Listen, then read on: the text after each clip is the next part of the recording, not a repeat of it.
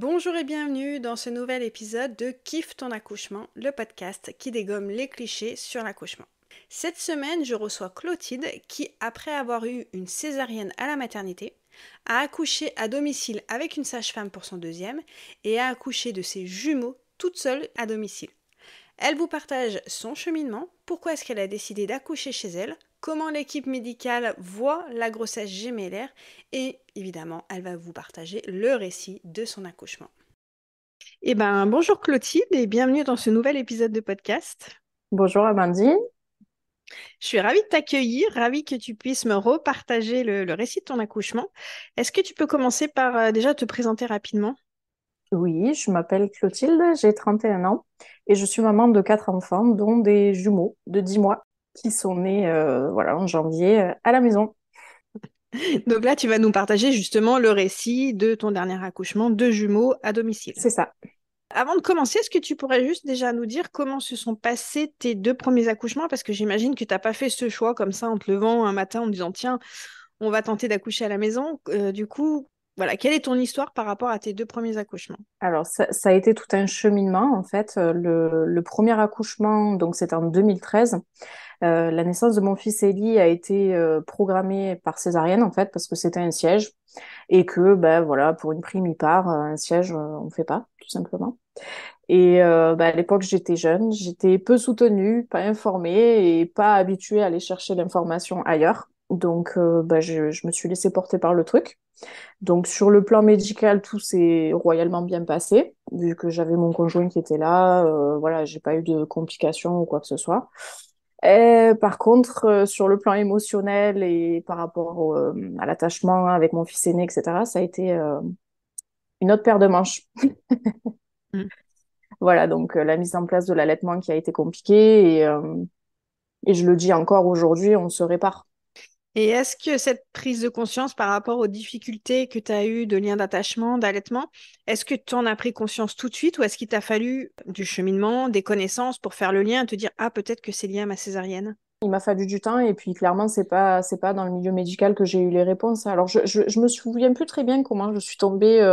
Moi, ce qui m'a vraiment aidé, c'est principalement des pages Facebook, en fait, voilà. Pourquoi j'ai commencé à m'intéresser à l'accouchement à domicile, je me souviens plus très bien comment ça s'est goupillé. Mais voilà, très vite, je me suis rendu compte il y avait des choses qui clochaient, tu vois.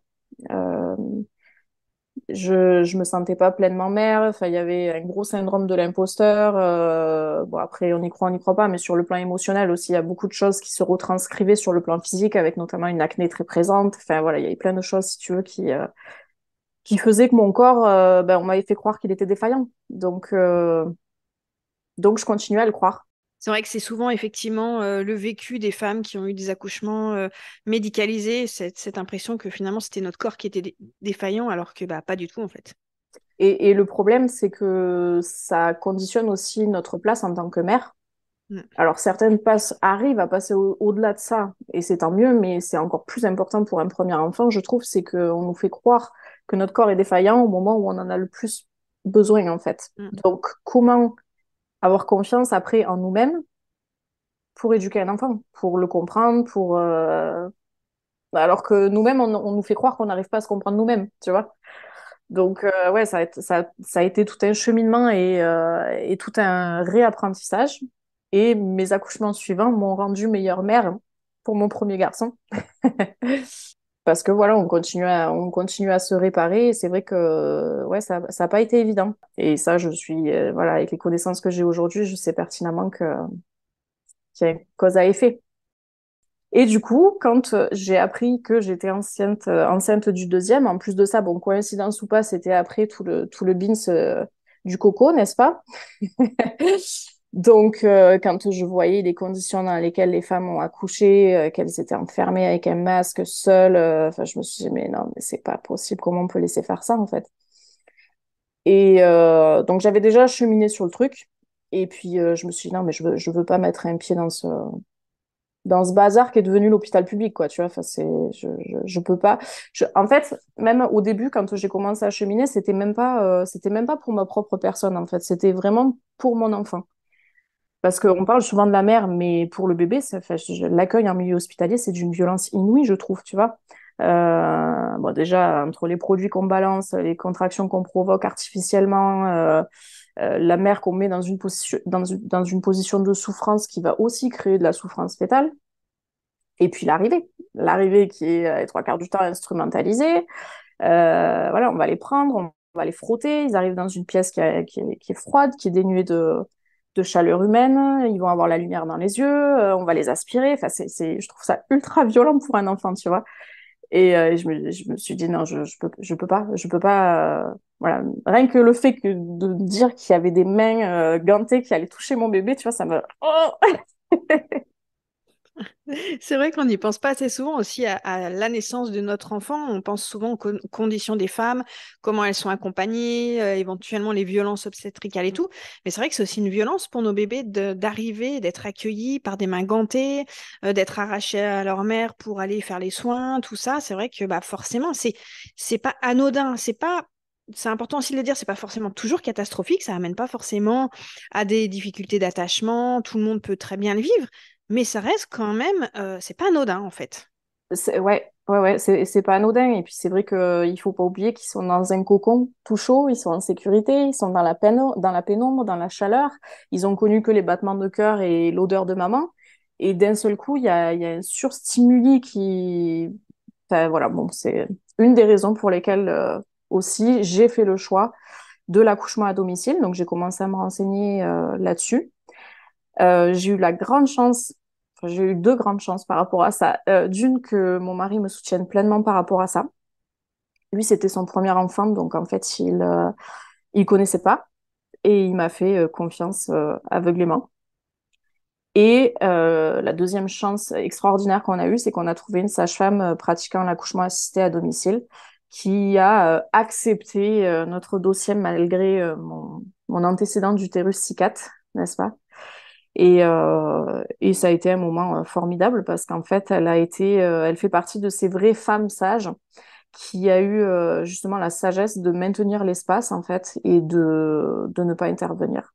Voilà, donc elle était assise dans un coin de la pièce et puis elle attendait que ça se passe. La fameuse sage-femme qui tricote, décrite par Michel Audin dans ses récits d'accouchement, quoi. Tout à fait, ouais. Et c'était juste trop bien, quoi. Alors bon, certes, ça a été long parce que j'avais perdu, enfin, j'avais rompu le matin et il est arrivé le soir, donc ça a été un travail intense, du coup, vu que j'avais rompu pour un premier, ça a été bien hard en termes de sensations quand je compare au dernier. Mais voilà, tout s'est très très bien passé et j'ai commencé effectivement à me réconcilier avec mon corps et un petit peu plus avec ma maternité à ce moment-là. Donc, on s'était dit, si troisième il y a, bon, on fera ça entre nous, tu vois. Parce que du coup, entre-temps, on avait déménagé, donc on était sortis du périmètre de la sage-femme. Et on s'était dit, bah, franchement, bon, la première fois, elle était surtout là, en fait, pour l'aspect logistique, si tu veux, pour aider voilà, mon mari à ranger après, et puis regarder si moi, tout allait bien, voilà, changer les alaises, tu vois, les trucs. Donc, on s'était dit, bah, pour un petit troisième, on fera ça entre nous. Parce que là, tu disais entre nous, donc c'était pour un troisième accoucher sans sage-femme, vraiment tout seul. Ouais, c'est ça. Et jamais justement, t'as eu des peurs, des appréhensions, t'as douté de ton projet, t'as toujours été hyper confiante en toi et en ton corps? Alors, pour les jumeaux, tu parles? Ouais. Alors, il y a eu un doute quand j'ai eu une alerte en cours de grossesse, parce que voilà, il y a quand même, il y a quand même une chose qu'il faut souligner, c'est que effectivement, les risques d'accouchement prématuré sont quand même avérés. Ça, Mm. c'est pas un mythe. Forcément, on porte deux bébés, donc ne serait-ce que par rapport à la distension de l'utérus, la distension mécanique, bah, il y a de grandes chances quand même pour que l'accouchement se déclenche mécaniquement avant. Ça, c'est un fait. Et effectivement, j'ai juste eu un doute à ce moment-là. Mais après, ouais, non, bah, tu sais, quand tu es renseigné et puis quand tu fais confiance à ton corps, l'avantage, c'est que d'avoir connu l'accouchement à domicile avant, où j'ai pu me reconnecter avec mes sensations, puis quand tu as une bonne hygiène de vie, quand tu pratiques une activité physique, quand tu manges correctement, tu es connecté à ton corps aussi. Donc, tu sens si ça va pas, s'il y a quelque chose qui, tu vois. Et je l'ai pris cool parce que je savais aussi que c'était ma dernière grossesse. Donc je me suis écoutée. Quand j'avais envie de bouger, je bougeais. Quand je sentais que tranquille, bon, voilà, dans la mesure du possible, hein, parce qu'avec un petit 1 an et demi juste avant, c'était pas toujours évident. Mais ouais, dans la mesure du possible, je me suis écoutée et écoute, ça s'est plutôt bien goupillé. Et comment tu l'as pris justement la nouvelle d'avoir des jumeaux, puisque donc j'ai compris que tu t'étais dit pour une prochaine grossesse, ce serait à la maison, juste entre nous. Arrive la nouvelle des jumeaux, qui est encore, comment dire, quelque chose en France qui est vu comme une autre pathologie. Ah ouais, là, c'est Ah voilà, c'est le voilà, c'est un double délire, là. C'est un pathologie. délire, ouais, ouais. Comment est-ce que tu as vécu cette annonce par rapport à ton projet? Est-ce que tu l'as remis en question ou pas du tout? Alors, écoute, déjà, je pense on avait un petit peu senti le truc parce que jusqu'à la veille, on se dit non mais tu te rends compte, ouais, si vraiment elle nous annonce qu'il y en a deux, ouais, non mais bon, voilà. Donc, je pense que dès le départ, en fait, on sentait que. Et bizarrement, alors on était hyper heureux. Ça a été une euphorie totale. Alors que bizarrement, tu vois, pour mon deuxième, c'était ma grande phobie. Comme quoi, hein, tout vient à point à qui sait t'attendre.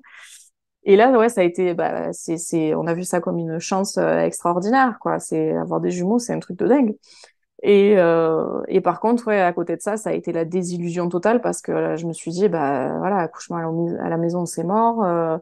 Et puis, tu sens bien que dès le départ, tu fous le doigt dans un engrenage qui est un truc qui te dépasse, mais totalement, quoi. C'est-à-dire qu'on te colle effectivement l'étiquette grossesse pathologique. Et encore, Dieu merci, j'avais eu un accouchement normal entre la césarienne et eux, heureusement. Mais ouais, on te colle l'étiquette patho et t'es hyper contrôlé, t'es infantilisé. Voilà, on te parle de risques, de risques, de risques, encore de risques, de protocoles, de risques. De médicalisation. Voilà, et il n'y a pas beaucoup de place pour le positif et pour le naturel là-dedans, en fait. Et moi, ça m'allait pas du tout. Et du coup, bah, suite à l'annonce des jumeaux, comment est-ce que tu t'es remis dans ce projet? Est-ce qu'il y a un moment, tu l'as mis dans un coin de ta tête en te disant, bah, laisse tomber, ça tombe à l'eau complètement, ou t'es quand même resté un petit peu accroché à ce projet? Alors, je vais essayer de me convaincre qu'on allait pouvoir négocier un truc avec la maternité. Parce que bah, même si tu as beau t'informer ailleurs, etc., je ne me sentais pas de prendre la pleine responsabilité de ça sur mes épaules. Et mon mari, pour le coup, il me dit, ouais, deux quand même, tout seul, ok, mais deux, tu vois, bah, quoi qu'on en dise, on entend tout ce qui se passe autour, hein, donc t'as beau être informé, ça rentre quand même dans ton subconscient, et puis voilà, ce qu'on a entendu pendant des générations et des générations. Donc, on avait fait le compromis du choix de la maternité, voilà, avec un projet de naissance béton que je n'ai jamais présenté et qui n'aurait jamais été respecté, hein, entre toi et moi. Mais le fait de le rédiger, ça m'a permis quand même, moi, de cheminer et de me dire, en fait, quel que soit leur protocole, quel que soit ce qu'ils m'annoncent, pour moi, c'est non négociable, en fait. Voilà, c'est moi qui accouche, c'est mes enfants, c'est mon corps. Je sais ce qui est bon pour moi. Donc, protocole, pas protocole, j'en ai rien à cirer. C'est, voilà. Sauf que, effectivement, bah, tout au long de la grossesse, je savais pertinemment que dans ces conditions-là, j'aurais jamais pu me mettre dans ma bulle. Mm. Donc j'ai essayé de m'en convaincre. Alors mon mari me rassurait, il me disait ouais mais tu sais je suis garante de ton espace, je serai là. Et moi ce que je lui disais c'est mais comment tu veux que je réussisse à me déconnecter, enfin, à me mettre dans mon truc si toutes les 30 secondes t'es obligé de les rebomber parce que oui un toucher vaginal, parce que oui vous comprenez il faut au moins 10 minutes de monito par heure parce que si parce que là ou parce que je peux pas bouger parce que j'ai les deux capteurs et que j'ai non ça bon alors du coup, tout du long de la grossesse, je n'avais de cesse que de dire, bah, la meilleure des choses qui pourrait m'arriver, c'est qu'il y en ait un qui sorte dans la voiture et puis l'autre qui sorte dans l'ascenseur, tu vois. Comme ça, je suis sûre qu'il m'aurait foutu la paix avec toutes les injections, avec tous les contrôles et voilà. Et au final, c'était beaucoup mieux que ça encore. Mais du coup, t'avais choisi une maternité, t'avais échangé avec eux ou pas forcément? Oui, oui, oui. Et c'est ce qui a permis, je pense, de finir d'asseoir nos convictions. C'est-à-dire que, alors, on avait le compromis, si tu veux. Moi, j'étais suivie par une sage-femme libérale. Et j'avais aussi une gynéco qui nous faisait les échographies, donc avec laquelle je n'avais pas de consultation, mais qui nous faisait du coup les échographies mensuelles, parce que ma grossesse était une grossesse gémellaire bi-bi, donc chacun son placenta, chacun sa poche. C'est le plus normal en fait, c'est 2 fois un bébé si tu veux.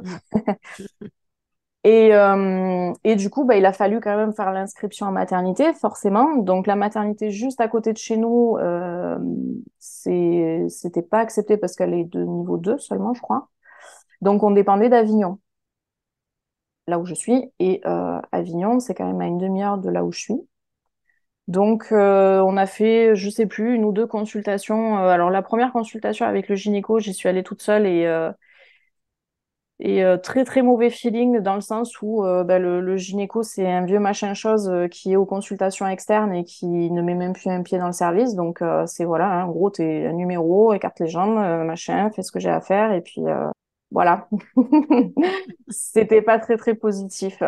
J'ai fait le rendez-vous avec l'anesthésiste aussi, à qui j'ai dit oui oui parce que j'avais pas envie de me justifier ou de me battre par rapport à oui la péridurale c'est obligatoire pour les jumeaux. Ouais. C'est Hmm. ça, oui, on verra ça. Du coup, c'était quoi justement eux qui te proposaient à la maternité? Du coup, c'était un accouchement hyper surveillé, médicalisé, avec péridurale, monito en continu, enfin voilà, Ah ben le bien classique. sûr. Puis bon, si j'avais suivi le truc, j'aurais forcément été déclenchée, vu que naturellement j'ai accouché à 39 semaines. Donc déjà à 37, il m'avait sur le feu parce qu'il m'avait collé un rendez-vous auquel je suis pas allée.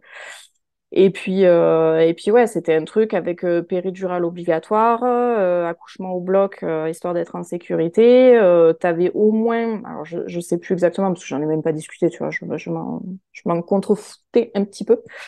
Mais je crois que t'avais au minimum 6 personnes parce que tu as à chaque fois le personnel qui est doublé et voilà, c'est ben, forcément injection d'ocytocine obligatoire pour la sortie du deuxième et pour la délivrance. Si le deuxième met tant de temps à descendre, ben, on va le chercher. La délivrance dirigée, ben, bien entendu, hein, au bout de 5 minutes, si ça va pas, on va chercher le placenta. Donc Hmm. voilà, tout ce qui, tout Ouais, ce à que c'était l'opposé pas. de ce que tu voulais, quoi. Ah ouais, mais totalement, Et totalement. puis, en plus, en ayant vécu avant un accouchement à domicile où tu avais justement pu, on va dire, prendre goût, entre guillemets, au fait d'être chez soi, enfin, d'être loin de cette médicalisation, là, c'était carrément deux salles, deux ambiances, quoi. Ben, c'est ça. Et puis pour l'avoir vécu pour mon deuxième accouchement, effectivement, tu le soulignes bien. Moi, enfin, quand on me dit, ouais, vous êtes des warriors, vous accouchez à la maison, mais je dis non, en fait, c'est vous les warriors qui accouchez en maternité, parce qu'il y a une chose déjà qui, pour moi, est de la maltraitance envers les femmes, c'est qu'il n'y ait pas de toilette ni d'eau chaude dans une salle d'accouchement. Je ne sais pas comment vous faites pour accoucher sans pouvoir aller à la selle et sans pouvoir vous mettre sous l'eau chaude. Ça, c'est un truc que voilà, je vous vénère pour ça. Ouais. Donc, ouais, rien que pour ça, je saurais pas. Puis avec des personnes qui rentrent toutes les 30 secondes dans ta chambre, avec, enfin, voilà, là, pour le coup, mon corps, c'était un réceptacle et j'étais plus du tout maître de mon truc. Voilà, le but ultime, c'était de sortir les bébés, mais Mm. dans quelles conditions et puis moi, bon. Et du coup, est-ce que jusqu'à la fin de ta grossesse, tu laissais quand même un petit peu la porte ouverte à aller à la maternité? Ou est-ce que c'était assez clair dans ta tête que tu n'y mettrais pas un pied, sauf effectivement urgence médicale, mais que tu n'allais pas aller accoucher là-bas? Alors, non, on se laissait totalement la place jusqu'au bout. Alors, très sincèrement, sur la fin, on sentait bien qu'on n'avait pas envie d'y mettre les pieds parce que justement, ce fameux rendez-vous à 27 semaines, je crois, on n'y est pas allé. On l'avait annulé au préalable, mais tu sais, tout le week-end, j'avais continué à recevoir les alertes Doctolib. Donc, je savais pertinemment que la sage-femme n'avait pas annulé le rendez-vous et je m'attendais à recevoir un petit coup de fil du gynéco le lundi. Voilà. Et c'est Mm. pas moi qui l'ai reçu, c'est mon mari. J'adore. Donc, tu vois, encore plus le Ah, mais côté infantile. ils t'ont pas appelé toi, ils ont appelé ton mari. Oui, oui, oui, oui, parce que je ne Ah m'étais pas rendue non. au rendez-vous et que, Oh, voilà. oh Donc, là mon mari lui a là. gentiment dit, mais en fait, pourquoi faire? Oui, mais parce que c'est comme ça, parce qu'il faut venir pour prévoir la suite, il faut qu'on se voit. Donc, avec le fameux vieux machin chose hein, qui ne pratiquait plus dans le service. Donc, mon mari lui a gentiment dit, mais sachant que c'est même pas vous qu'on verra le jour J, quel est l'intérêt en fait? La sage-femme venait déjà à ce moment-là faire des monitos une fois par semaine. Et 3 jours après, je crois qu'on voyait l'échographiste. Donc, pourquoi faire, sachant que j'ai quand même une demi-heure aller, une demi-heure retour à chaque fois, tu vois. Et là, déjà, on a senti le truc. Ça freinait encore plus. Mais effectivement, on se fermait aucune porte parce que, comme on dit, bah, pour un accouchement gémellaire, là, moi, j'étais à terme. Mais bien entendu, si mon travail s'était déclenché à 34 semaines, bien sûr que je ne serais pas restée chez moi, tu vois. Il faut aussi être réaliste sur... La médecine est formidable quand on en a besoin, en fait. Mais pour le coup, moi, je ne voulais pas être médicalisée alors que tout allait bien. C'était ça, quoi. Donc, les derniers rendez-vous, effectivement, je les ai envoyés bouler. Donc je me rapproche des 39 semaines et puis bah, après un petit câlin d'amoureux, j'ai une de saignement. Donc bon, par acquis de conscience, on s'est dit allez, on va aller faire un petit tour, tu vois. Je savais que c'était mon col qui travaillait, mais dans le doute. Mm. Donc voilà, contrôle, il regarde, on m'examine, on me fait une échographie. Et là, je sens bien qu'on est un peu embêté parce que tout va bien, tu vois. Et là, j'ai une jeune gynéco qui arrive, donc je me dis, génial, tu vois, jeune gynéco, ça veut dire qu'elle a des connaissances et tout, on va pouvoir discuter. Bon, ben c'est bon, hein, vous êtes bientôt à 39 semaines, donc ben, on va vous garder, je vais vous accoucher aujourd'hui. Ah, j'ai cru que j'allais tomber de... Bon, pardon, je crois que j'ai pas bien compris. Surtout que vu que j'étais pas en travail, en plus de ça, j'étais toute seule dans le service. Mon mari m'attendait dans le couloir dehors, tu vois. Alors attendez, des fois, oui, je suis maître de mon corps, ok, mais alors déjà, on est deux quand même à prendre la décision. Je suis pas toute seule dans l'histoire. Vous me parlez de ça, vous me dites ça alors que je suis toute seule, donc déjà non. Et de deux, pourquoi? Ah ben oui, mais vous comprenez quand même, bon, c'est une grossesse gémellaire, oui, et ben voilà, vous avez quand même des saignements inexpliqués, vous avez vérifié que tout allait bien. Oui, donc. Et oui, mais quand même, vous savez, le risque, vous avez un utérus C4, donc le risque, c'est quand même la rupture utérine. Mais vous avez regardé, tout va bien à ce niveau-là. Oui, oui. Donc, bah, voilà, je sentais que je les emmerdais, quoi, tu vois, je les ai décontenancés. Donc, je lui dis, tout est bon, je vais rentrer chez moi, en fait. Donc là, j'ai senti que panique à bord, tu vois, bah, forcément, ils n'ont pas l'habitude qu'on prenne le contre-pied. Et même là, tu vois, je reste persuadée que cette jeune gynéco, ce qu'elle voulait faire, c'est bien faire parce elle faisait tout simplement tout bonnement ce qu'on lui avait appris. C'est-à-dire que voilà, des jumeaux à 39 semaines, c'est mature, c'est OK, on déclenche, boum, bam, boum, il y a toute l'équipe qui est là, c'est au top, et puis ça arrange bien parce que effectivement, la maman, elle se pointe pas à la prévue, quoi. Là, il m'avait sous le coude. Le col était favorable, donc ils se sont dit, allez. Donc voilà, j'ai signé ma décharge et je suis rentrée chez moi. Ils n'ont pas essayé de te faire peur parce que souvent c'est ça, hein, ils vont dire oh là là, vous allez mettre vos bébés en danger, voire te menacer. Ils ont pas trop insisté pour te garder? Alors, elle a perdu un peu la face, ouais, quand je lui ai dit non. Elle a essayé de me parler de risques par rapport notamment à mon utérus C4, mais je pense que à partir du moment où tu sais, tu arrives avec une certaine énergie, quand tu es bien dans tes baskets, que tu as confiance en toi et que tu sais ce qui est bon pour toi, en fait, je pense que les gens autour de toi et en face de toi le sentent, en fait. Mm. Donc non, par contre, ils n'ont pas appuyé sur la corde sensible de vous allez faire mourir vos bébés. Ça, je dois l'avouer quand même que je peux les remercier pour ça. Ça n'aurait pas fonctionné de toute façon. Parce qu'on savait que tout allait bien, justement. C'est une sacrée aventure quand même, hein, de réussir à se faire respecter dans ces conditions. Et d'ailleurs, toutes les personnes que j'ai vues dans le service ou dans cette période-là, c'était bon alors c'est pour le déclenchement, alors vous venez, c'est prévu pour quand? Bah non, toujours pas en fait. Ouais, puis ce qui est difficile aussi, c'est de ne pas se faire influencer par rapport à ces peurs, justement, à ce qu'on disait, parce que ben, les gens, ils vont tous un peu de leur crainte, de leur appréhension, de leur petit mot qui fait douter. Et justement, toi, dans ton entourage proche, est-ce que tu étais soutenue par rapport à ça, par rapport à ce choix d'accoucher à domicile pour des jumeaux, ou on te voyait un peu comme une inconsciente qui fait des choix insensés? Alors on n'en parlait pas trop. Après, je pense que nos amis proches nous connaissent bien. Et même, tu vois, pour l'accouchement du deuxième à domicile, ils se sont jamais permis de juger ou quoi que ce soit, parce qu'ils savent qu'on est déjà en réfléchi. Donc ouais, non, c'était même pas un sujet en fait. On laissait faire les choses et puis même moi, je me fermais pas la porte parce que comme je disais à mon mari, la voiture était chargée quand même le jour J. Parce que je m'étais dit, bah, c'est le principe d'un accouchement en fait, c'est qu'il faut laisser la place à l'imprévu aussi. Et effectivement, le jour J, tu ne peux pas savoir à l'avance ce dont tu vas avoir besoin. Mm. Donc, je dis quand même, charge la voiture, aussi bien dans une demi-heure, je te dis, allez, là, on y va. On y va, là, je sens qu'il faut y aller, tu vois. Mais on avait quand même eu la discussion avant avec ma sage-femme qui venait faire les monitorings. Bon, elle me connaissait un petit peu aussi, tu vois. Donc, même si elle avait essayé de me décourager, elle m'avait dit, bon, vous savez, Clotilde, quand même, ce serait bien d'avoir des petits liens pour les cordons, parce que j'avais commencé à préparer le terrain, tu vois, sachant que j'ai un seuil de tolérance à la douleur, je connais mon corps. Donc, je m'étais dit, effectivement, si le travail se lance et si je gère bien le truc, je suis pas sûre que ce soit une bonne idée de me mettre dans la voiture et de faire une demi-heure de bagnole pour me retrouver en souffrance. Le risque-bénéfice, tu vois, Ouais, surtout si tout se déroule bien et qu'il n'y a pas de signaux d'alerte par rapport au déroulement de ton accouchement. c'est ça, Mm. c'est ça. Et ben, dans le cheminement que j'ai fait, dans tout ce que j'ai pu lire, en fait, c'est vrai que toutes les grosses complications, il y a toujours des signaux forts avant. À moins vraiment qu'il y ait le cœur du bébé qui se soit arrêté de manière inexpliquée, et là, malheureusement, personne de toute façon ne peut rien faire à ça. Mais voilà, s'il y a une rupture utérine, s'il y a un placenta qui est mal placé, si, enfin voilà, il y a toujours soit des grosses douleurs, soit des gros saignements, et si la maman effectivement est un minimum connectée à ses sensations, hein, elle sent qu'il y a quelque chose qui va pas, tu vois. Et c'était pas le cas. C'était une journée des plus banales.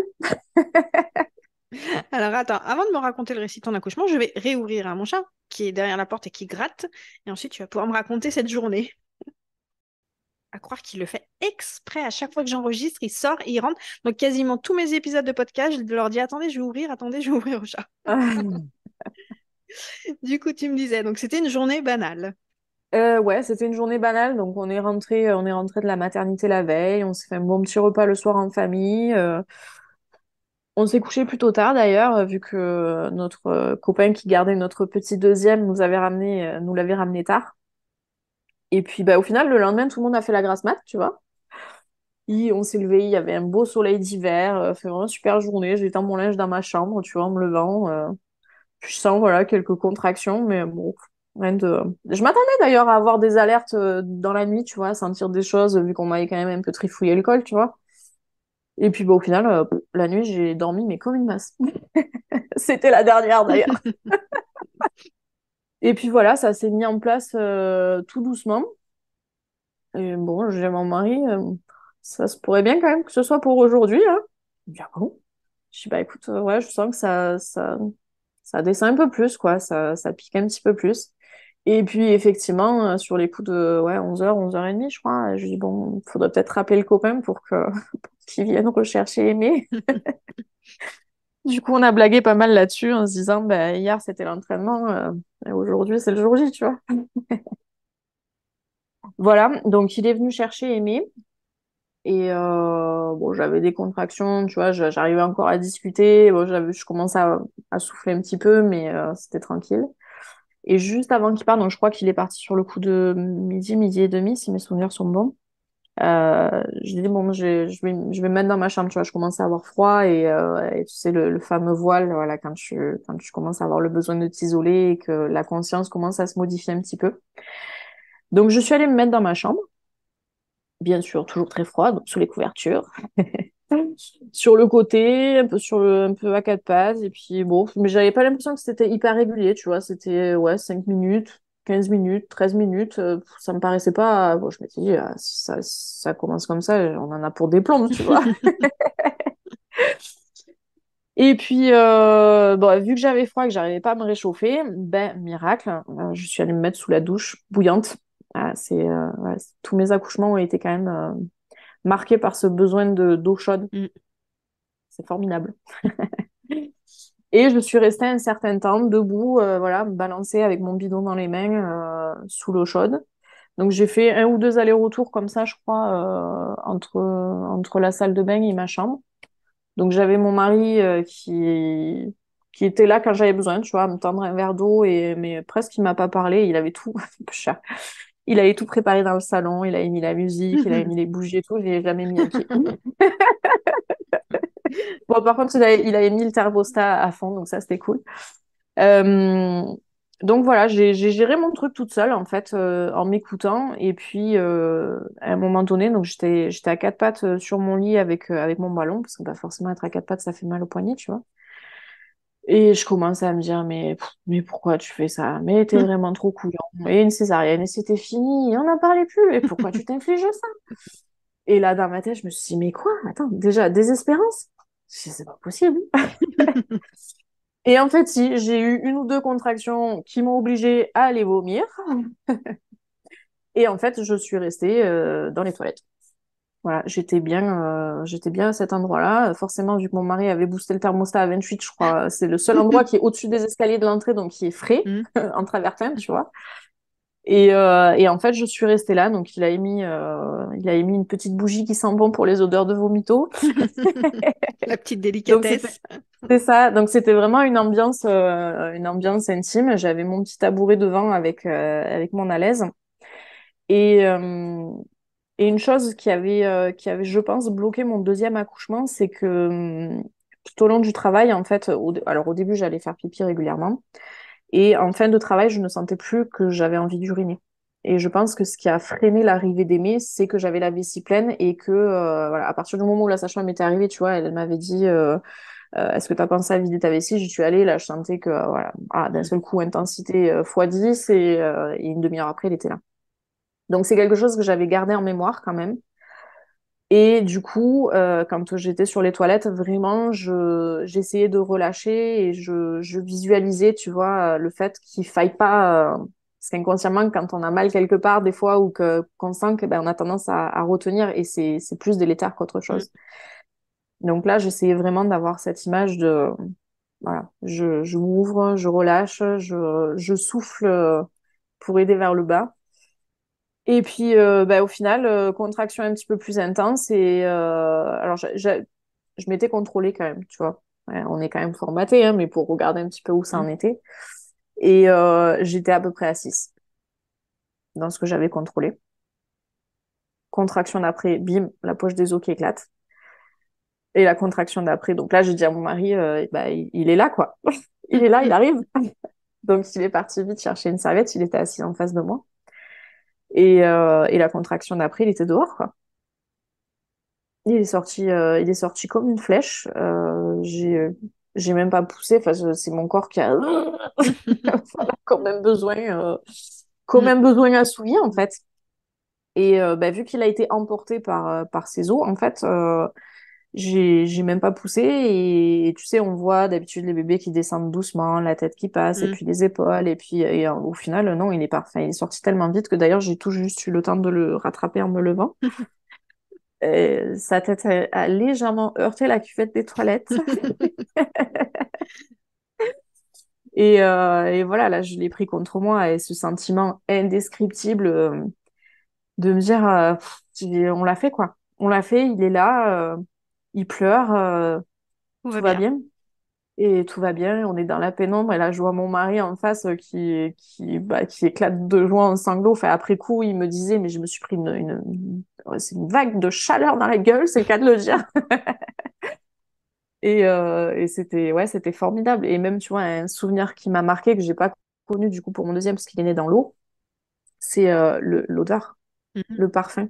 Le parfum du liquide amniotique sur la tête de mon bébé. Ah ouais. Ça, c'est un souvenir qui est gravé et je saurais pas retrouver cette odeur, Mm. tu vois. C'est vraiment un truc particulier, quoi. Donc voilà, je l'ai gardé contre moi. Alors je crois que de mémoire, je l'ai vite aspiré avec ma bouche, tu vois, histoire de dire voilà que j'ai recraché à côté, histoire de dire qu'il soit dégagé, mais il y avait pas de souci. Je l'ai gardé contre moi comme ça avec les serviettes. Son cordon était court, c'est-à-dire que je pouvais pas le mettre plus haut que moi, ma poitrine, tu vois, je Mm. pouvais tout juste lui faire un bisou. Donc, quand les contractions ont commencé à se relancer gentiment bah, pour la naissance de sa sœur, là, je me suis dit, bon, je vais peut-être pas pouvoir tout gérer, là, tu vois. Donc, j'ai dit à mon mari, là, il va falloir que tu fasses quelque chose. Alors, sachant que lui, ça, c'était un truc qu'il voulait absolument pas faire, tu vois, dans notre projet de naissance, c'était noté, enfin, c'était moi qui coupais les cordons. Donc là, il me regarde décontenancé parce que, bien entendu, on n'avait rien prévu. Bah, comment on fait? Alors, attends, on réfléchit 2 secondes. Je dis, bah, tu prends les ciseaux de cuisine, tu vas les faire bouillir, et puis tu fais pareil avec, tu sais, on avait des espèces de petits clips pour les sachets congélation. Ouais. Donc, il est allé les faire bouillir aussi. Alors après, ça, c'est vrai qu'avec le recul, tu vois, ça, c'est quelque chose qu'on a fait aussi parce qu'on est formaté et qu'on voit les cordons qui sont clampés, mais en fait, on n'en aurait même pas eu besoin parce que son cordon avait cessé de battre, il était blanc. Ah ouais. Mm. Mais bon, on l'a quand même fait, voilà, bon, c'est... Un vieux réflexe. Voilà, donc il a coupé le cordon de son fils et puis il l'a pris contre lui pendant que moi je me remettais doucement en travail en fait. Donc il est né, si je dis plus de bêtises, tu vois, j'ai plus aucune notion du temps, c'est fou, hein. C'est bon signe. Ça fait 10 mois là, c'est ouais. Je crois qu'il est né à 14h15. Ouais, rapide quand Je même, hein. crois. Ouais, ouais, très rapide. Et du coup, je me suis remise en travail et sa sœur est arrivée à 14h50, quelque chose comme ça. Donc, il s'est passé tout juste une demi-heure entre les deux. Le seul moment enfin, je peux pas dire tension parce que c'était pas un moment de tension, mais on savait que c'est à ce moment-là qu'il fallait être vigilant. Effectivement, c'est ben, tant qu'elle était pas sortie, c'était pas fini. Mm. Voilà. Et on te marre tellement la tête avec cette histoire de deuxième qui sort pas et qu'on doit aller chercher, que Mm. c'est hyper dangereux et que machin, que même si moi j'étais à 100% confiante là-dessus, ben inconsciemment, tu sens que voilà, c'est là qu'il faut que ça se passe bien, quoi. Je ne sais pas pourquoi, à ce moment-là, j'avais une inquiétude, c'était la procidence de son cordon. Voilà, donc le fait que son cordon passe avant elle, Mm. alors que peut-être que dans les accouchements 100% physio, ça se passe régulièrement, mais vu qu'on laisse faire les choses, ça sort très vite et tout se passe bien, tu vois. Mais pourquoi, inconsciemment, voilà, le formatage, euh, j'avais cette peur-là. Alors que sa poche s'est rompue, bah, pareil que son frère, en fait, la contraction d'avant, et puis elle est sortie bah, comme une... Boulet de canon. Ah ouais, totalement. Et en fait, donc quand sa poche s'est rompue, donc vu que j'avais cette peur-là, j'ai envoyé les doigts en fait pour regarder parce que j'avais peur justement de sentir son cordon. Et puis bah, j'ai senti ses fesses. J'ai bonjour ma fille, premier contact, voilà, joli petit abricot, youpi. Et en fait, ouais, elle est sortie vraiment. Enfin, bah pareil, j'étais debout, j'ai juste eu le temps de la rattraper par les hanches, en fait, la tête en bas, pour te dire à quelle vitesse elle est sortie. Et bah forcément, elle était plus petite que son frère en plus, tu vois. Mm. Donc, et de suite, elle a pleuré. Voilà. Et là, on s'est dit, waouh, ça y est, ils sont là tous les deux, quoi. Dingue. Dingue. Ouais, ça doit être intense. Ouais, et puis entre les deux, en plus, quand Maë est née en premier, donc Patrice l'avait dans les bras, il me dit, mais tu nous fais quoi là? Il me dit, franchement, tu nous fais ça, on est opérationnel pour le goûter, quoi, si ça continue comme ça. Et bah, au final, c'est ce qui s'est passé. D'ailleurs, pour la petite anecdote, Patrice avait commencé à écrire pendant que j'étais en travail, donc pour raconter un petit peu son ressenti, ce qui se passait dans la journée, etc. Et en fait, il a écrit une demi-page et il a marqué, bon, ben, vous êtes là. Voilà. Et Génial. on a écrit les heures de naissance sur la liste de courses pour te dire le truc. Trop fort. Ouais, ouais, c'était incroyable, quoi. Donc voilà, ma fille arrive, tout le monde est en bonne santé, et là on sait que il faut faire des choses pour préserver ce moment-là et surtout faire en sorte que la délivrance se passe bien. C'était une des seules inquiétudes de ma sage-femme à domicile, enfin ma sage-femme libérale, pardon. Elle m'avait dit, voilà, moi je sais que vous allez être capable de faire le truc et que ça se fera bien parce que vous êtes faite pour porter des bébés et pour les mettre au monde, vous. Mais attention quand même, parce que qui dit placenta de jumeau dit forcément cicatrice 2 fois plus grosse. Donc, voilà, dans son inconscient à elle, le risque, c'était l'hémorragie de la délivrance. Donc, on a mis tout en place pour que ça se passe bien. Donc, j'ai migré avec ma fille dans les bras et son cordon encore relié, clopi-clopant, jusqu'à la chambre en face, pendant que Patrice avait Maë dans les bras. Et par chance, alors le seul truc qu'on avait, c'était un sachet d'alaise que nous avait filé un copain pompier. Donc, voilà. Donc, il m'a tapissé le lit et puis je suis allée me poser dans mon lit au chaud avec mes deux bébés en peau à peau. On les a de suite mis au sein, donc dans la pénombre, dans la chaleur, voilà. Et j'ai senti que les contractions reprenaient doucement. Je voyais mon ventre qui prenait des formes, ah ouais, impressionnantes. Donc j'essayais de pousser un petit peu, mais je sentais pas que voilà, ça venait. Patrice, entre-temps, avait quand même coupé le cordon d'Anna Rose. Parce que je lui ai dit, là, je pense qu'il va falloir que je bouge. Je recommence à avoir un petit peu froid, tu sais. Et je sentais qu'en tirant sur le cordon, ça venait pas. Donc j'ai dit, bon, là, j'ai besoin de chaleur. Donc pareil, j'ai confié les deux bébés à leur père. Et puis je suis allée me remettre, du coup, sous la douche chaude. Et au bout de 5 secondes, le placenta. Waouh. Donc, j'avais simplement besoin de chaleur et de verticalité, en fait. Et ouais, sacré morceau quand même, hein. Ah, ça doit être Donc, impressionnant. mon mari de l'autre côté qui me dit, c'était quoi ça? Je dis, bah, c'est le placenta. Voilà, tout va bien, il est là. Il est là, il est entier. Il était magnifique parce que, bah, initialement, chacun avait son placenta, mais au final, il était fusionné. Hmm. C'était qu'une grosse galette. Donc, il y avait vraiment les deux poches et enfin, c'était trop beau. C'était trop beau à voir. Et à ce moment-là, en fait, ben, on savait que tout était OK. Moi, j'étais dans une forme olympique. Alors, franchement, j'aurais pu retourner ma maison juste après, tu vois. Je ne saignais presque pas. Voilà. C'est-à-dire que pour les jumeaux, donc avec un placenta 2 fois plus gros, je saignais 2 fois moins que pour mon deuxième qui est Hmm. né à domicile. Parce que justement, je pense que vraiment les conditions ont été optimales et que j'ai été respectée à 100%. Hmm.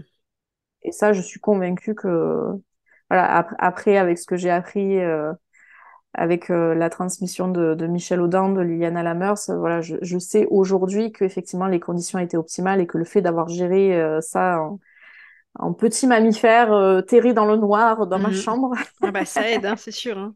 et sous mon eau chaude a Hmm. fait effectivement que bah, il s'est passé 3 heures entre le début des contractions et la naissance des placentas, quoi, Ah, pour des c'est jumeaux. hallucinant, quoi.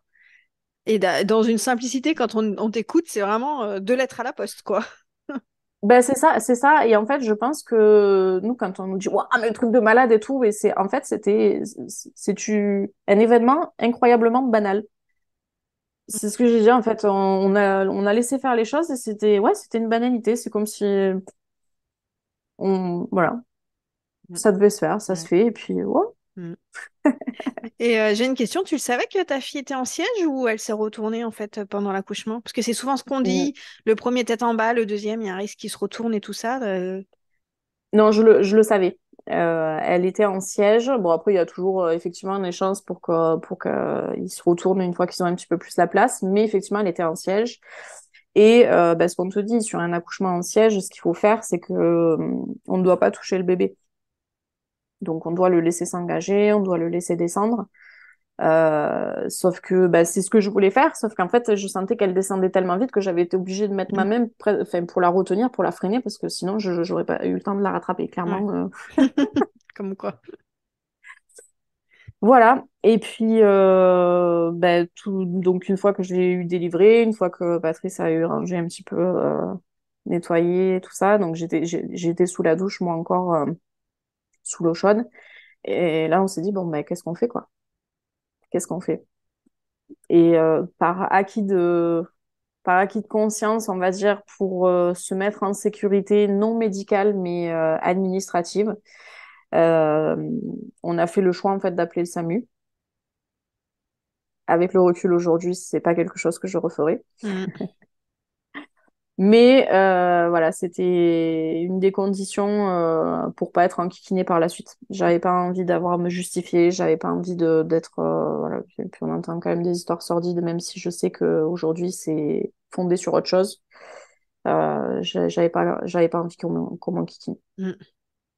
Donc on a fait le choix d'appeler le SAMU, effectivement. Donc ils sont arrivés pour constater bah, que tout le monde allait parfaitement bien, hein, clairement. Moi j'avais un scope et une tension, ils ont jamais vu ça. Les bébés avaient une température tout à fait correcte, un score absolument optimal. Tout le monde allait très bien. Et avec le recul, c'est peut-être leur passage, on va dire, qui a un petit peu mis un caillou dans l'engrenage pour la mise en place de l'allaitement, je pense. Mais c'était le compromis qu'on a fait pour avoir la paix par Mm. la suite. Voilà. Donc, sachant que j'ai dû encore signer une énième décharge pour dire que je refusais d'être embarquée à la maternité dans des camions séparés avec mes bébés, Ouais, c'est aussi. que je refusais d'être examinée par le pédiatre qui examinait toutes les bronchiolites à ce moment-là, n'est-ce pas, vu qu'on était en plein mois de janvier, Mm. et que je souhaitais rester dans mon microbiote ami chez moi. Ouais. Et là, pareil, ils n'ont pas essayé de te faire de la pression, ils ont respecté tes choix assez facilement. Bah, c'est pareil, je pense que quand ils sentent que tu as quelqu'un qui est assis en face, et une fois de plus, mon mari était pas imposant, mais présent. C'est-à-dire que Patrice, il dit rien, mais tu sens que physiquement, il est là, Mm. tu vois. Et d'ailleurs, à un moment donné, donc l'urgentiste est venu me voir. Il me dit, bon, ben c'est bon, les ambulances arrivent. Je dis, les ambulances? Oui, d'accord. Il me dit, bah oui, parce que du coup, il y a une ambulance pour vous et puis il y a une ambulance avec les couveuses, avec les bébés. Mm. Et là, je le regarde et je dis, attendez, là, je suis nue avec mes bébés au sein dans mon lit. Vous êtes en train de me dire que vous allez me séparer de mes enfants. Je dis, alors, je ne suis pas contre aller le faire. J'étais pas contre le fait d'aller faire un contrôle à la mater. Hein. Voilà, si, moi, je savais que tout allait bien, mais ok, pourquoi pas. Mais j'ai alors clairement, par contre, il est hors de question que vous me sépariez de mes enfants. Mm. Ah oui, mais c'est pas possible pour des questions de sécurité. Et je dis, bah alors, c'est pas compliqué, on bougera pas d'ici. Ah, mais comment ça? Ça veut dire que vous refusez. Et là, j'ai vu qu'il était totalement, ben, pareil que la gynéco, quand j'ai refusé le déclenchement, tu vois, il était totalement décontenancé par ce que je venais de lui dire, en fait. Et il a eu le réflexe de chercher mon mari du regard qui venait de rentrer dans la pièce, de Ouais. dire, bah, dites quelque chose, Soutien, soutien. soutenez-moi, quoi. Et en fait, là, mon mari l'a regardé et il dit, non, mais en fait, vous avez pas compris, on va pas bouger d'ici. Ah, alors, je vais voir comment on peut faire. Ouais, on voit qu'ils ont des protocoles et surtout on voit à quel point ils sont formés et formatés à ce qu'un accouchement et encore plus de jumeaux, ce soit un truc qu'il faut prendre en charge médicalement, quoi. Il faut C'est ça. assister, il faut contrôler, surveiller, voir que tout va bien. Mais surtout qu'en plus de ça, là, vraiment, on a fait le choix de les appeler quand tout était Mm, fini. On savait que, voilà, moi, je n'avais pas fait d'hémorragie, que les bébés allaient bien, que tout allait bien. Donc, vraiment, ils n'avaient rien à faire, si ce n'est un passage, mais un contrôle mm, médical.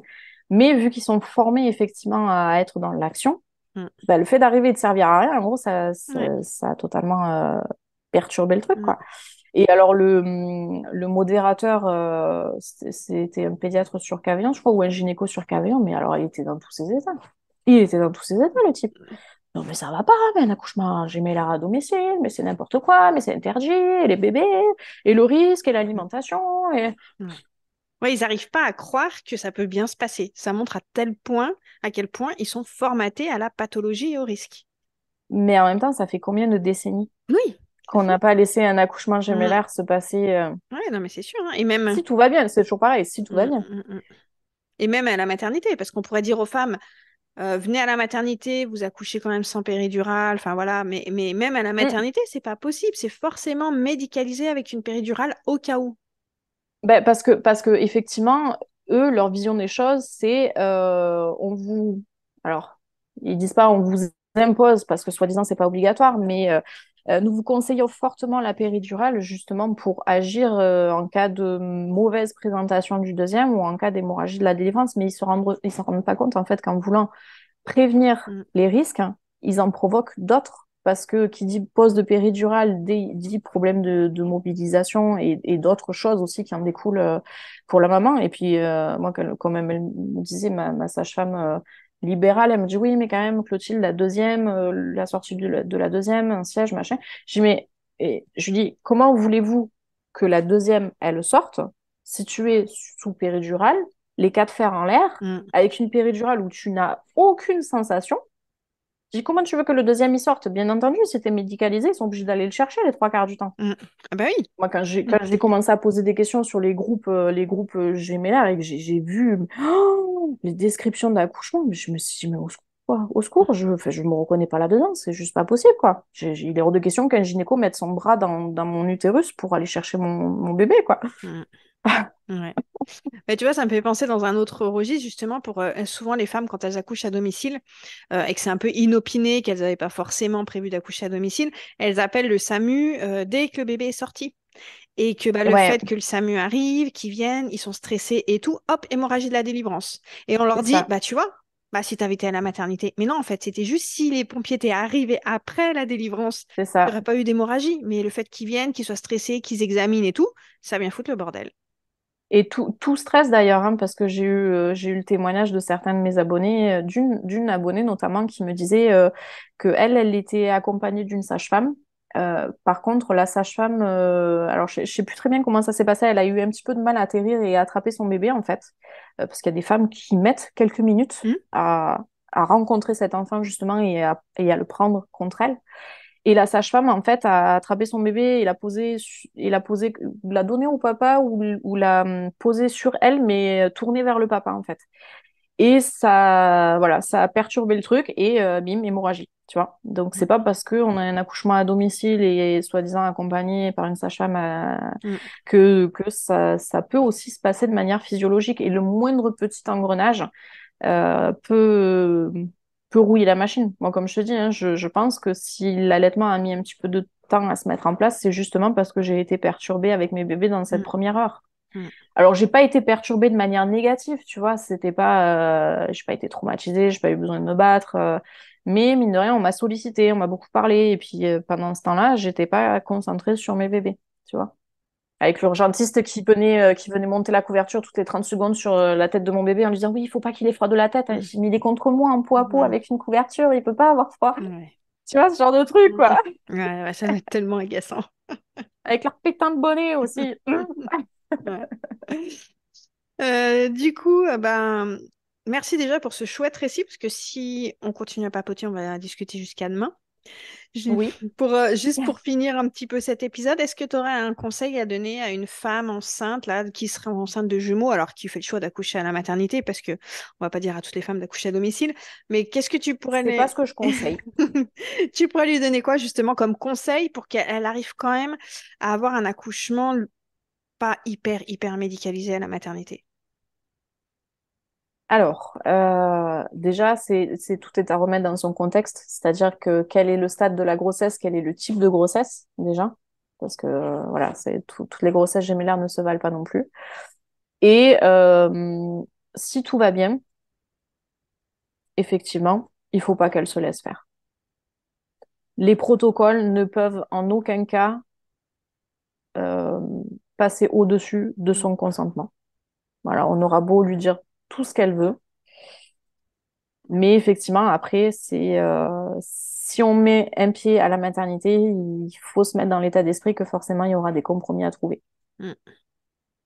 Mais c'est justement important de souligner le fait qu'il peut y avoir des compromis et de pas arriver à la maternité en se disant bon bah ils me disent que c'est comme ça, comme ça, comme ça et je fais sans me poser de questions, sans me renseigner, sans essayer Mm. de négocier, de savoir qu'il y a toujours une marge de négociation pour. Je sais que par exemple souvent dans les grossesses gémellaires ils imposent la péridurale au cas où. Ça doit finir en césarienne. Ouais. Et certaines maternités, par exemple, sont OK pour juste poser le cathéter de la péridurale, mais sans mettre de produit.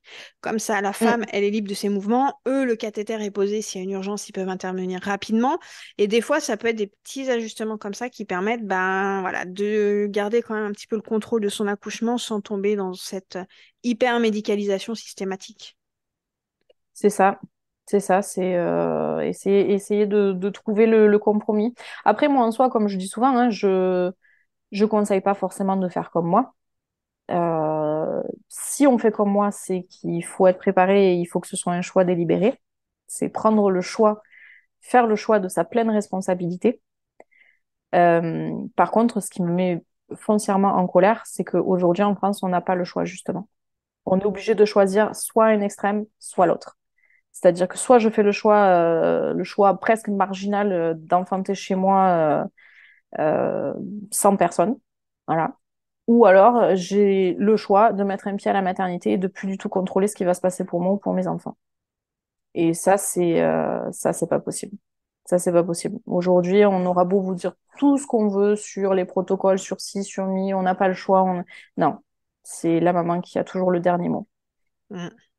Et c'est hélas pas toujours le cas partout. Et de nombreuses femmes pensent justement qu'elles n'ont pas leur mot à dire, qu'elles n'ont pas le choix. Et c'est triste justement de se dire que voilà, l'information ne circule encore pas suffisamment pour que toutes les femmes puissent arriver à la maternité en disant voilà, je vais accoucher de telle façon, si tout se déroule bien, en gros, foutez-moi la paix, quoi.